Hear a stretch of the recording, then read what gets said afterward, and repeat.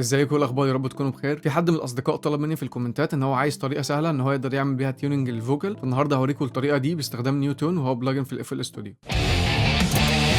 في السيشن ده انا عندي فوكال لصوت بنت، والاغنيه دي من الحان صديقي زياد هجرس، فانا هسمعكم دلوقتي الفوكال. فيه شويه مشاكل بس في بعض الاماكن كده، يعني مثلا عندنا جمله زي دي لما القمر تلاقي في حرف هنا مش مظبوط في كلمه لما، فيلا بينا اقول لكم نقدر ان احنا نعمل كده ازاي. اول حاجه هدوس دبل كليك على الفوكال، بعد كده ادوس كليك يمين، بعد كده اختار اديت ان بيتش كوريكتور. المفروض ان انا بستنى شويه لحد ما يحمل، وده كده الفوكال عندي كامل موجود قدامي. بس انا قبل ما ابدا لازم احط على الشانل اللي عليها النيوتون وبعدها على طول اوتو تيون، فانا هجيب دلوقتي الاوتو تيون اللي انا كنت حاطه اوريدي على الفوكال واضيفه بحيث ان هو يكون تحت النيوتون على طول، لان ده اللي بيخليني انا اقدر امسك الغلطات اكتر واقدر ان انا اصحح المشكله بشكل افضل يعني. بعد كده برجع تاني للفوكال وابدا ان انا اشتغل عليه. اول حاجه هعملها هدوس دبل كليك عشان يعمل ليها زوم، عشان اقدر ان انا اشوف النوت بشكل اقرب شويه. واهم اختصارين عندي في البرنامج هو حرف السي، ان انا مثلا بقف على اي فوكال كده وبدوس حرف السي فبيقلب ان هو يبقى معايا كاتر كده، لو انا في عربه عايز اعملها او حاجه معينه بيبدا ان هو يقطع معايا. ولو عايز اقطع بشكل فري، يعني هو دلوقتي بيقطع على الجريد كده، فانا عايز ان انا اقطع بس بشكل مختلف شويه، ان انا اروح ما بين الحاجات، فهولد على الالت، يعني افضل دايس على الالت، بعد كده عادي اتنقل بالماوس واقطع في اي حته انا عايز ان انا اقطع فيها. ولو عايز ارجع تاني الماوس لان هو يقدر يحرك معايا النوت، لان هو كده مش هيقدر يحركها، بدوس سي تاني وابتدي بعد كده اسحب الفوكال في اي نوتة عادي انا عايز اوديها فيها. وبعد كده ببتدي ان انا اسمع، والموضوع معتمد جدا على الودن يعني. فانا دلوقتي هبدا ان انا اشتغل فيه واسمع المشاكل وابتدي ان انا اصلحها. لما القمر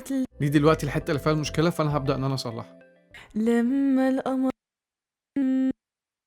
لما القمر تلاقي النور لما القمر تلاقي النور. انا دلوقتي خلاص عملت اديت لكل النوت اللي انا كنت محتاج ان انا اظبطها، ومحتاج دلوقتي بس ان انا اخرج الاجزاء اللي انا عايزها، مش محتاج ان انا اخرج الموضوع كله. فانا هعمل سيلكت دلوقتي الحته اللي انا عايزها بس، وافضل دايس على الكنترول واسحب المكان اللي انا عايزه. بعد كده ادوس على العلامه دي وافضل دايس عليها، ما اشيلش ايدي خالص من على الماوس بحيث ان هو يسحب معايا الصوت كده، بعد كده انزله في مكانه.